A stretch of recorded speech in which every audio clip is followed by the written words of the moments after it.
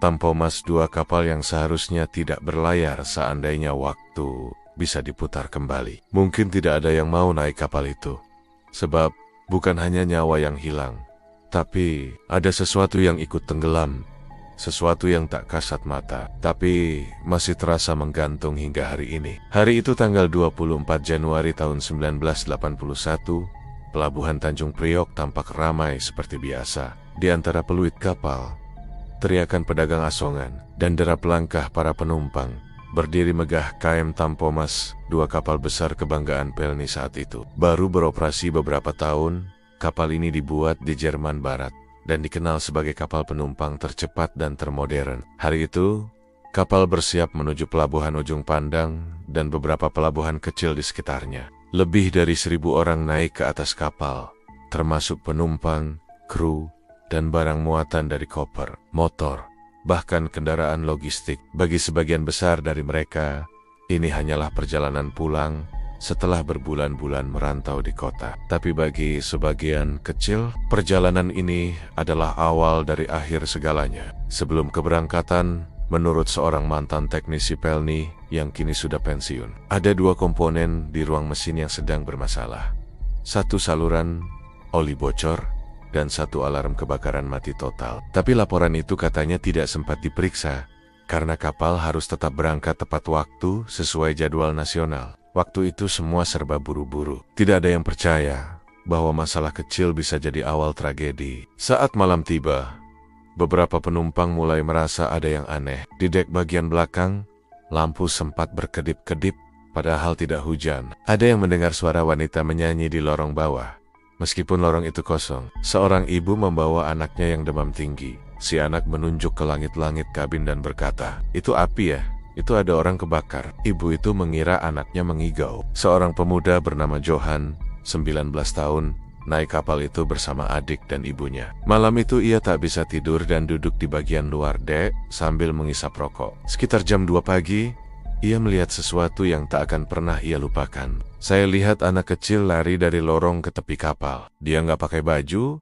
Pas saya kejar, dia lompat." Johan lapor ke petugas, tapi hanya dianggap mimpi karena ngantuk. Tapi besok paginya, seorang wanita tua menangis di dek atas sambil memeluk tasnya. Ia bilang, "Saya dengar suara orang ketuk pintu kabin saya tadi malam. Tapi pas dibuka, hanya ada bau kayu terbakar. Tidak ada siapa-siapa." Tanggal 27 Januari tahun 1981, jam 5:30 pagi, api pertama kali terdeteksi di ruang mesin. Entah bagaimana, minyak pelumas bocor menyambar percikan api dari generator. Hanya dalam beberapa menit, api menjalar dari ruang mesin ke kabin bawah. Sialnya, seluruh sistem pemadam tidak berfungsi. Asap tebal memenuhi lorong. Banyak penumpang panik, menabrak satu sama lain. Beberapa berhasil naik ke dek atas, tapi lainnya terjebak di dalam kabin yang terkunci dari luar. Seorang saksi, Pak Hidayat, mengaku melihat bayangan manusia berlari melawan arah asap, padahal itu bukan arah keluar. "Saya pikir itu awak kapal mau nolong, tapi pas saya panggil, dia tidak menoleh, terus menghilang di ujung lorong. Dan saya lihat api di tempat dia berdiri tidak menyala.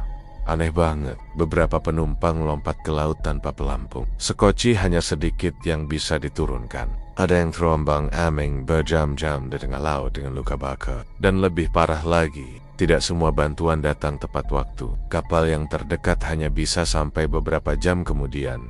431 orang meninggal. Banyak dari mereka tak pernah ditemukan. Kabar menyebar di media nasional. Tapi yang tak dimuat di koran-koran adalah kesaksian dari para nelayan di sekitar Kepulauan Masalembu, tempat kapal itu tenggelam. Menurut warga Madura yang tinggal di sekitar kepulauan itu, kapal Tampomas kedua membawa lebih dari sekadar manusia dan barang dagangan. Salah satu awak yang selamat pernah berujar dalam kesaksiannya bahwa ada muatan khusus berupa peti kayu besar berisi benda pusaka dari Sulawesi, termasuk keris dan topeng ritual. Konon, para tetua desa sudah memperingatkan bahwa benda itu tidak boleh dibawa keluar tanah kelahirannya. Dan anehnya, setelah kapal karam barang itu tidak ditemukan dalam bangkai kapal, apakah ini kutukan dari leluhur? Atau memang ada yang mengambilnya kembali?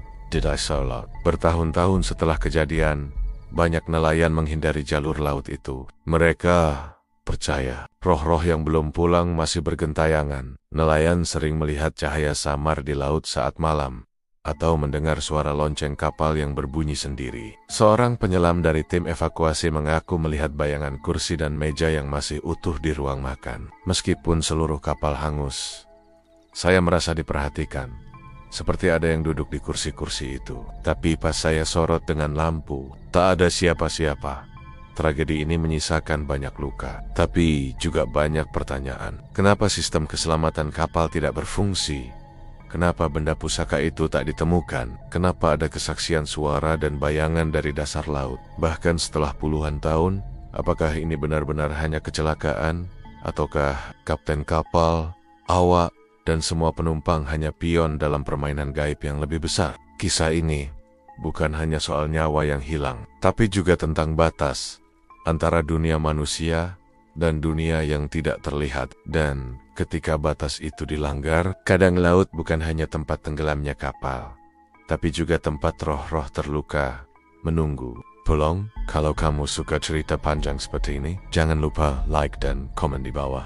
Dan subscribe ke Top 5 Channel, karena kisah berikutnya bisa jadi tentang tempat yang kamu lewati setiap hari, tapi kamu tak tahu siapa yang melihatmu dari balik bayangannya.